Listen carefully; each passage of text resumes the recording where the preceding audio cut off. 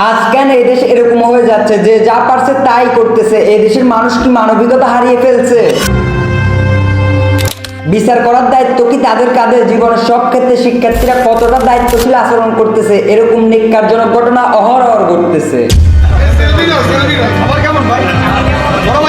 বাঁচতে হলে এই দেশ ছেড়ে পলাইতে হবে। এই দেশে জন্ম, তবুও এই দেশ আমার না। এই দেশে আমরা নিরাপদ না। মানুষ হয়ে কেন এতটা অসহায় আমরা? সাহেদের বুকে গুলি করার কারণে দেশের মানুষ একত্রিত হয়ে এই দেশ স্বাধীন করছে। আজ চোর সন্দেহ যে সকল মানুষগুলোর প্রাণহানি হচ্ছে, এদের জন্য কি জনগণ আওয়াজ উঠাবে না?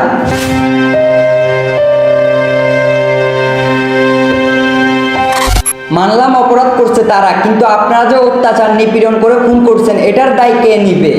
বিচার ব্যবস্থা কি এই দেশে আছে? যে জায়গায় অন্যায়ের আশ্রয় নিবে ওখানেই আওয়াজ তুলতে হবে।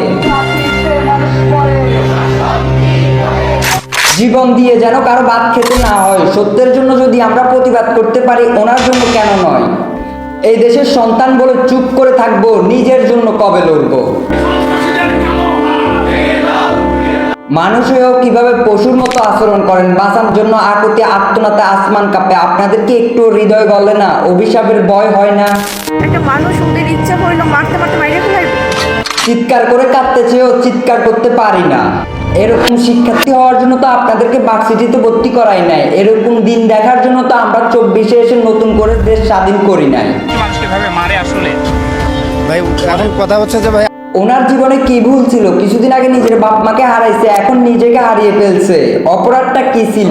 ফাজলকে চোর সন্দেহে আটক করেন শিক্ষার্থীরা, পরে তাকে পিটুনি দিয়ে চোর বলে অপরাধীকে শাস্তি দিতে গিয়ে নিজেরাই অপরাধী হয়ে গেলাম না তো? আসলে এই মানুষের মতো মানুষ হওয়া অনেক কঠিন।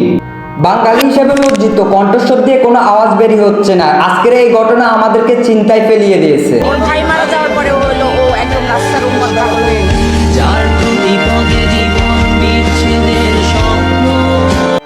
আমরা সাধারণ জনতা সবসময় তাদের দাবার গুটি ছিলাম, আজও তো তার ব্যতিক্রম না। পরিস্থিতি খারাপ করার জন্য উপরের মহল থেকে ঠিকই কুচক্র চালাইতেছে। মানুষ হয়ে মনুষ্যত্ব হারিয়ে ফেলছে।